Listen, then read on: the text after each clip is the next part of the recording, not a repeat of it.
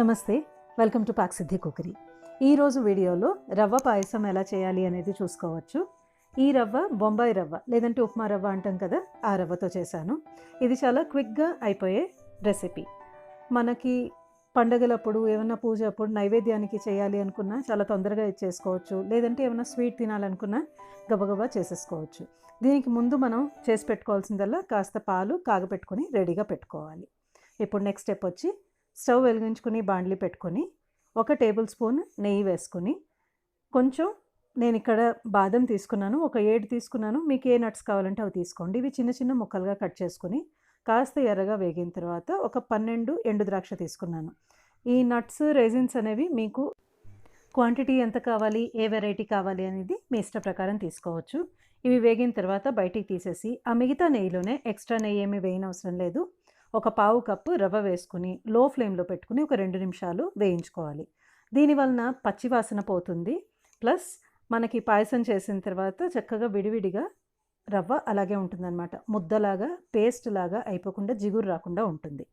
ఇప్పుడు 2 నిమిషాలు ఇసుకలాగా ఇలా వేగిపోయిందనమాట. కొంచెం కలర్ కూడా షేడ్ చేంజ్ అవుతుంది. తర్వాత పావు కప్పు రవ్వకి కొద్దిగా నీరు పోసుకుంటూ 1 కప్పు నీరు పోసాను. ఇది మీద చిందే అవకాశం ఉంది, అందుకనే కొద్దిగా పోసుకుంటూ లో ఫ్లేమ్లో పెట్టుకోండి. పావు కప్పు రవ్వకి 1 కప్పు నీరు.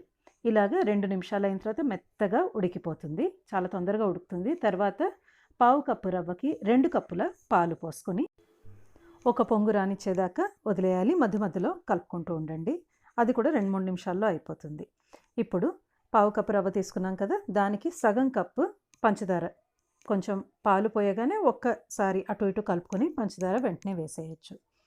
అది మొత్తం కూడా ఒక 2-3 నిమిషాల్లో కరిగిపోతుంది. మనకి పాలు అనేది పొంగొచ్చేస్తుంది. ఆల్రెడీ మనం మరగపెట్టుకున్న పాలు కాబట్టి, కాగపెట్టుకున్న పాలు ఇది. మనకి కావాలి అంటే అంత పాలు వద్దు అనుకుంటే 1.5 పాలు 1.5 నీరు కూడా తీసుకోవచ్చు.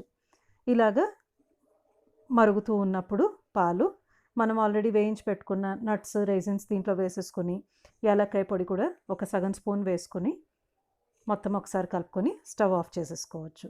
ఇది నేను పల్చగా ఉండేట్టుగా చేసిన పాయసం. స్టవ్ ఆఫ్ చేసిన తర్వాత ఒక 5 నిమిషాలకి ఇలాగుంది. చూడండి, పల్చగా ఉంది. కాకపోతే ఇంకా వేడిగానే ఉంది, చల్లగా అవ్వలేదు, వేడిగా ఉంది. ఇప్పుడు సర్వ్ చేస్తున్నాను.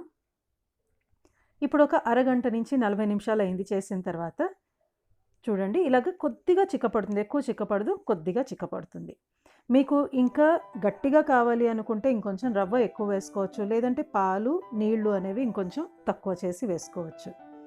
మీకు ఇది ఉపయోగపడుతుంది అనుకుంటున్నాను ఈ రెసిపీ. మీకు నచ్చితే కనుక లైక్ చేసి, షేర్ చేసి, కామెంట్ చేయండి మీకు ఎలాగ నచ్చింది అనేది. ఇది పాక్సిద్ధి కుకరీకి తప్పకుండా సబ్స్క్రైబ్ చేయండి. మరొక రెసిపీతో మళ్ళీ కలుస్తాను.